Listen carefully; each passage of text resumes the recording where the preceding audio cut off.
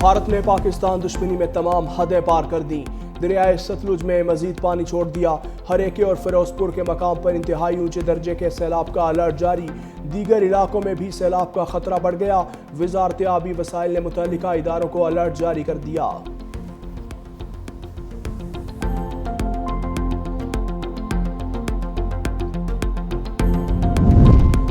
6 روز بعد بھی گجرات سے سیلابی پانی کا مکمل نکاس نہ ہو سکا، محلہ شاہ حسین، شفیع آباد، بخشو پورہ، خواجگان روڈ، غریب پورہ، کوٹ روڈ، علی پورہ روڈ پر پانی موجود، jail road, Shadman, Baradari, Qamar Sialvi road, Rehman Shaheed road بھی کئی فٹ پانی میں ڈوبے ہوئے ہیں۔ ادھر امدادی کارروائیوں میں مصروف رضاکار کرنٹ لگنے سے جاں بحق، 35 سالہ ابراہیم گھر سے پانی نکالنے کے دوران موٹر سے کرنٹ لگنے سے جاں بحق ہوا۔ اس وقت موسمیاتی تبدیلی جیسے سنگین چیلنجز درپیش ہیں۔ پاکستان کو ایک بار پھر سیلاب کی ہولناک صورتحال کا سامنا ہے۔ سیلاب سے لاکھوں لوگ متاثر ہوئے۔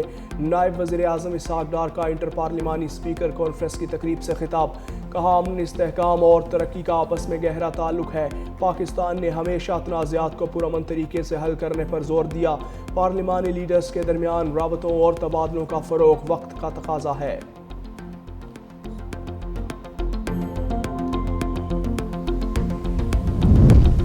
بھارت دنیا میں دہشت گردی میں ملوث ہے۔ کینیڈا اور دیگر ملکوں میں سکھوں کے قتل کے واقعات بھارتی دہشت گردی کا واضح ثبوت ہیں۔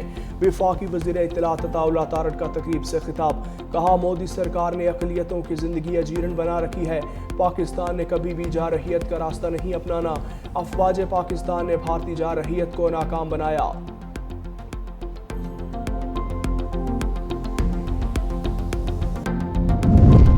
وزیر اعلیٰ مریم نواز سے سعودی عرب کے سفیر نواف بن سعید احمد المالکی کی ملاقات، دو طرفہ تعلقات، سیلاب متاثرین کی امداد سمیت دیگر امور پر تبادلہ خیال۔ سعودی سفیر نے King Salman and aid relief centre کی طرف امدادی سامان وزیر اعلیٰ کے سپرد کیا۔ مریم نواز نے کہا سعودی قیادت کے وژن ہمدردی اور بصیرت مسلم امہ کو وحدت اور ترقی کی طرف لے جا رہی ہے۔ آزمائش کی گھڑی میں سعودی عرب نے ایک بار پھر حقیقی برادر ملک کے طور پر ساتھ دیا۔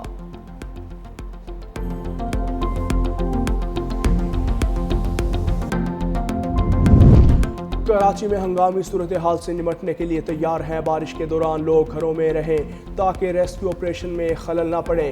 میئر کراچی مرتضی وہاب کی پریس کانفرنس، کہا کراچی میں بارشوں کی پیش گوئی کی گئی ہے، بر وقت صفائی کے باعث نالوں سے نکاسی کی صورتحال بہتر رہی۔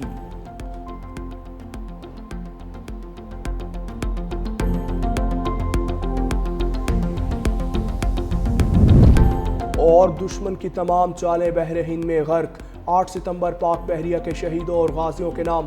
جنگ ستمبر میں نیوی کے سرفروشوں نے قربانیاں لازوال جذبوں سے دشمن کے ناپاک عزائم کو خاک میں ملایا۔ کامیاب آپریشن سے بھارتی ریڈار اسٹیشن اور ریڈیو کو تباہ کیا۔ آبدوز غازی نے بحری سرحدوں پر دفاع کی تاریخ رقم کی۔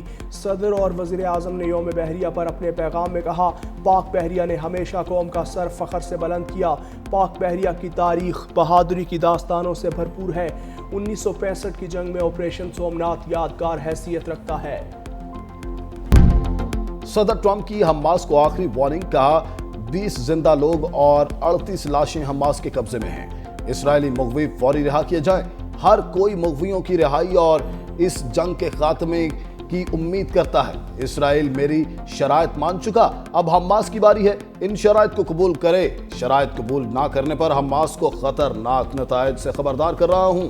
روس اور یوکرین کی صورتحال سے خوش نہیں، روسی صدر سے جلد بات کروں گا۔ اسرائیل کے غزہ پر وحشیانہ حملوں میں مزید 87 فلسطینی شہید، 400 سے زائد زخمی، بے گھر فلسطینیوں کی پناہ گاہوں اور عمارتوں پر حملے جاری۔ ایک اور بلند عمارت کو تباہ کر دیا۔ بھوک اور قحط سے مزید 6 فلسطینی بھی جان کی بازی ہارے۔ شہداء کی تعداد 64,000 سے بڑھ گئی۔ اسرائیل نے جنگ بندی کے لیے ایک بار پھر حماس سے ہتھیار ڈالنے کی شرط رکھ دی، یرغمالیوں کو رہا کرنے کا بھی مطالبہ۔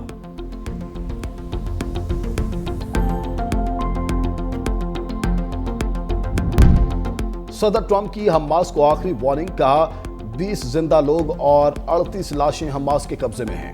اسرائیلی مغوی فوری رہا کیے جائیں۔ ہر کوئی مغویوں کی رہائی اور اس جنگ کے خاتمے की उम्मीद करता है। इसराइल मेरी शराइत मान चुका, अब हमास की बारी है। इन शराइत को कबूल करे। शराइत कबूल ना करने पर हमास को खतरनाक नतायज से खबरदार कर रहा हूं। रूस और यूक्रेन की सूरत हाल से खुश नहीं। रूसी सदर से जल्द बात करूंगा।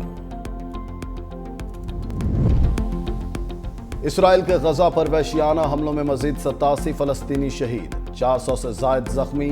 बेघर फलस्तीनियों की पनागाहों और इमारतों पर हमले जारी। एक और बुलंद इमारत को तबाह कर दिया। भूख और कहत से मजीद 6 फलस्तीनी भी जान की बाजी हारे। शोहदा की तादाद 64,000 से बढ़ गई। इसराइल ने जंग बंदी के लिए एक बार फिर हमास से हथियार डालने की शर्त रख दी। यरगमालियों को रिहा करने का भी मुतालबा।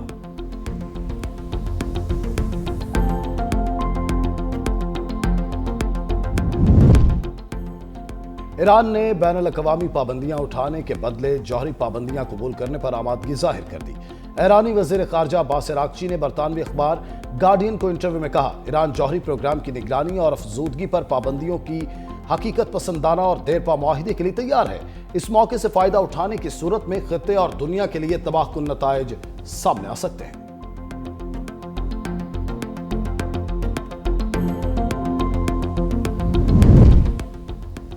बरतानिया में रवां साल 30,000 से ज्यादा अफराद गैर कानूनी तौर पर दाखिल हुए।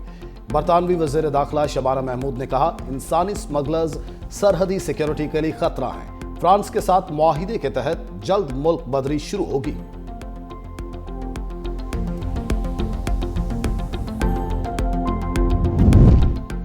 पाकिस्तान में चांद ग्रहण ब्लड मून का नजारा। जमीन घूमती हुई चांद और सूरज के दरमियान आ गई। रात 8:28 पर चांद की रोशनी मध्यम होना शुरू हुई। जुज़वी ग्रहण लगने का आगाज 9:27 पर हुआ। मुकम्मल ग्रहण का आगाज 10:31 पर हुआ। चांद ग्रहण रात 1:55 पर खत्म हुआ। एशिया, ऑस्ट्रेलिया, अफ्रीका और यूरोप के कुछ हिस्सों में भी चांद ग्रहण का नजारा किया गया।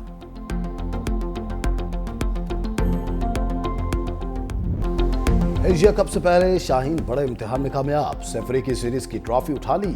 नवाज की तबाहकुन बॉलिंग। अफगानिस्तान को 75 रन से मात। कौमी टीम ने अफगानिस्तान को जीत के लिए 142 रन का हदफ दिया।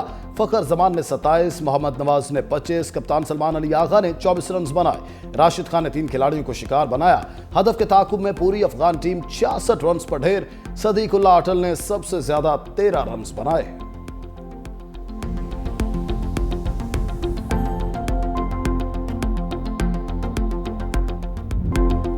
हम यहां खेलने नहीं, तारीख बदलने आए हैं। ग्रीन शर्ट्स का एशिया कप के लिए प्रोमो जारी। खिलाड़ियों ने वीडियो में हरीफ टीमों को सख्त पैगाम दे दिया। इवेंट का इफ्तिताही मैच कल अफगानिस्तान और हांगकांग के दरमियान खेला जाएगा। रवायती हरीफ पाकिस्तान और भारत 14 सितंबर को आमने सामने होंगे। टूर्नामेंट का फाइनल। जनूबी अफ्रीका को वनडे की तारीख में बदतरीन शिकस्त। इंग्लैंड ने एक रोजा क्रिकेट की सबसे बड़ी कामयाबी हासिल कर ली। इंग्लिश टीम ने प्रोटीज को तीसरे वनडे में 342 रन से हरा दिया। इंग्लैंड के 414 रन के हदफ के ताकुब में जनूबी अफ्रीका की टीम 72 रन पर ढेर। जनूबी अफ्रीका ने सीरीज 2-1 से अपने नाम की।